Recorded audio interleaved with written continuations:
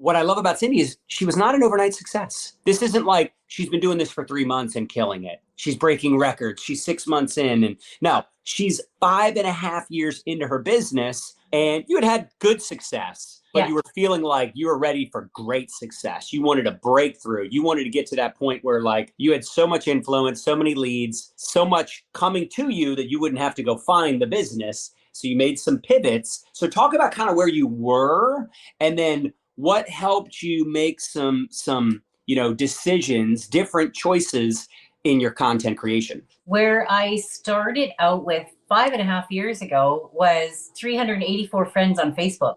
So, and that's really all we had back then was Facebook. And that's all, and it was a picture with a post, with a written post, which I'm not very good at and I don't like doing. Did it because that's what we did, and learned, systems that would help me create leads that way. I did have Instagram, but I wasn't really getting any traction whatsoever on Instagram. I was at 3,000 followers on Instagram for like as long as I've been on Instagram until like last July. So you really weren't even using Instagram. It was kind of like a secondary, like. It was. So I started 2018, 2020, TikTok came around, started doing TikTok, started doing videos. I figured, well, if I'm going to create these videos and I can post them other places, then I might as well post them as many places as I can. And that's where like Instagram, I would have said that was my third place to post. But then Instagram introduced their stories. So that became like automatically something that you want to use all the time, and a lot of different things in stories. You can be very upfront in your stories because you can get right in behind the scenes. You can say different things on stories that you could say in a post because it's just that more casual. So it just kind of started growing and growing. And then July last year, all of a sudden Instagram decides it loves me. I don't know why, to be honest, other than I was just consistent and didn't let up on it. And then I think it was just the content itself. The content itself was pretty hot topic at the time. The way that I presented it, it took So you off. never did that before, so you never really jumped on like the hot trends? Two different things I'd say about that. Hot trends on TikTok, as far as TikTok trends, I was doing some of those before because they were working. And that's what we did, 2020, 2021, right. A little bit of 2022. Hope they're going to translate over. But as far as like paying attention to actual content that people were creating around me, really paying attention to things that were going to help me. Yeah. And the things that were going to help me, well, if I can use them and I love them and I can learn about them and share them, I'm doing that with my network marketing stuff. Why can't I do it with stuff that I just love? Right. And that's when I really opened up to whatever I was using that I thought could help people. If it didn't work, I didn't share it. Yeah. But just starting to kind of open up that realm of being the influencer and not being the person on just to sell, to sell. Like I'm only going to share something that I make money selling you.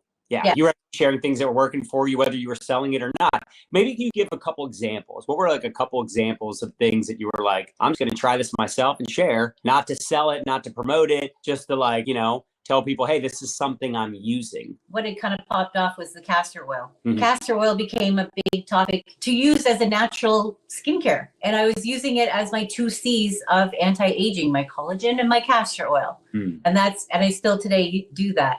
Other things like trying out the flaxseed gel mask, trying that out, doing banana peel Botox, like doing all of these things and I want to try them because obviously I need them as well. So if I need them, and maybe the people that are watching me need them, because we're probably all about the same age and we're getting to that point where like, what can I do to help myself? Yeah. But talking about all of that and keeping it within like that aging well kind of realm based on what was I actually searching for. People get caught up on the niche thing. What's my niche? Or what's the avatar I'm talking to? That is your search bar. What is your most recent searches that you've searched? How to get rid of rolls on my arms? How to get rid of wrinkles on my neck? All of those things. If you can find something that works for that, or someone's talking about it, you try it, you learn how to use it, you love it, you share it. I have issues. So maybe maybe whatever I find for mine, it can work for you too. Right. And you have fun with it. Totally.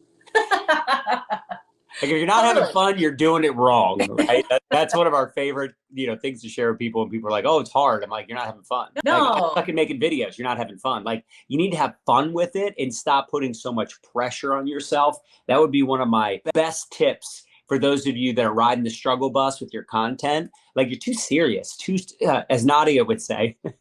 Take the stick out of your butt. Like, you gotta have fun with it. And I guess my question for you is, well, first of all, how many followers do you have now? On Instagram, 211, almost 212,000. You went from 3,000 for like maybe a couple years Yeah, to 211 since a year ago. 9 months. That's insane. TikTok is still growing a little bit slower. It's about like 102, 103,000. And then Facebook. Don't sleep on Facebook, you guys. Like literally, there is tons of things. Now, I wish that Facebook had a little bit more automation help with it, Right. like Instagram does. But I've got almost 166,000 followers on Facebook, and they're engaged. The thing about Facebook and Instagram is that they're super engaged. TikTok, we're getting there again. We kind of did a little lull, but if you can get those engaged rave, those fans, those friends, if people know that you are literally caring about how they feel and how something is going to help them, that's your magic right there. Like you're paying attention to the people that are paying attention to you. Right. Responding to comments, responding to stories. And so a few questions, getting to some of the technical stuff. Where do you create your videos? TikTok. TikTok. So you create on TikTok. And then are you going live from 3 devices often? Nope.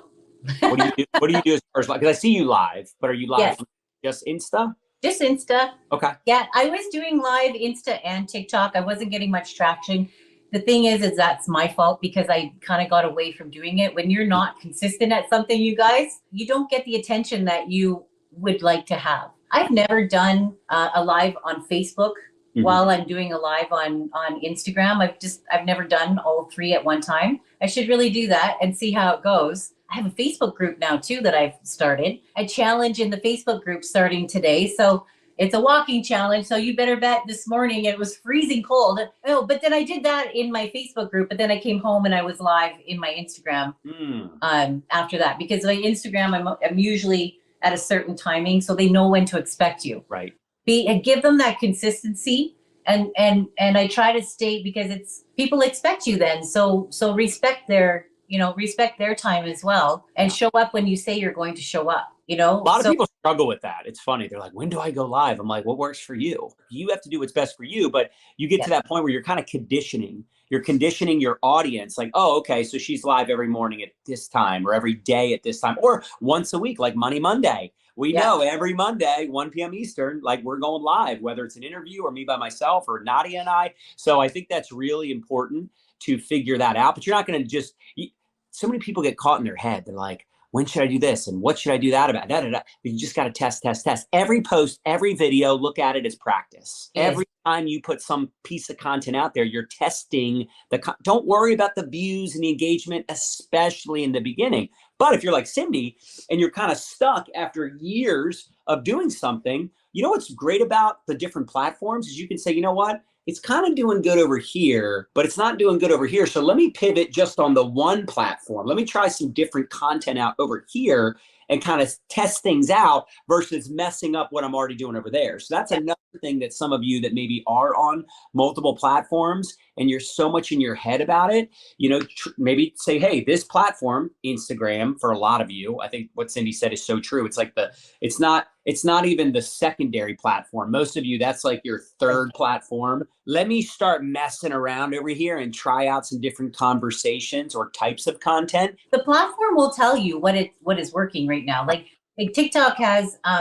creator insight search or something like that, creators insight search. If you type that in on the creator bar and it comes up with all of the things that TikTok is going to push, you pick one of those and you do your video from there. It's telling you what is going to be successful. Yeah. What is your mindset on promoting product? Because everybody's a little different. So I always like asking that question. Like, are you like, 20% of the time? Are you like for a while you don't do it for 2 weeks and you come with a promo? Like, what's your mindset on like promoting the actual products you do monetize? I weave them in now. Where before, the first 4.5 years, it was product.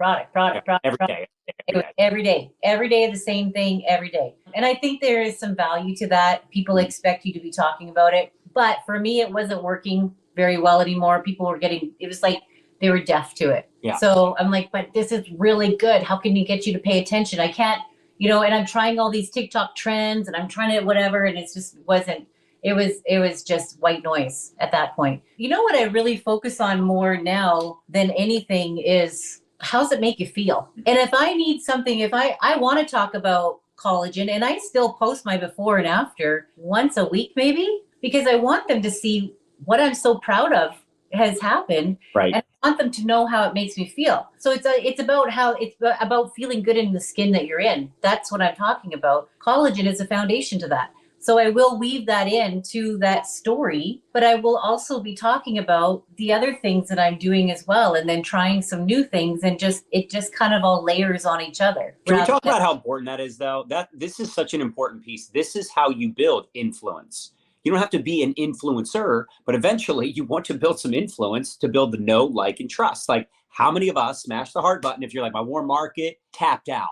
My following not responding because of exactly what Cindy's talking about. Like, she's sharing things that she doesn't make money on. Like, I know this is a crazy concept, but you can talk about things that you don't monetize. I know that's like talk about stuff that you use, that you like, how you feel, like you said.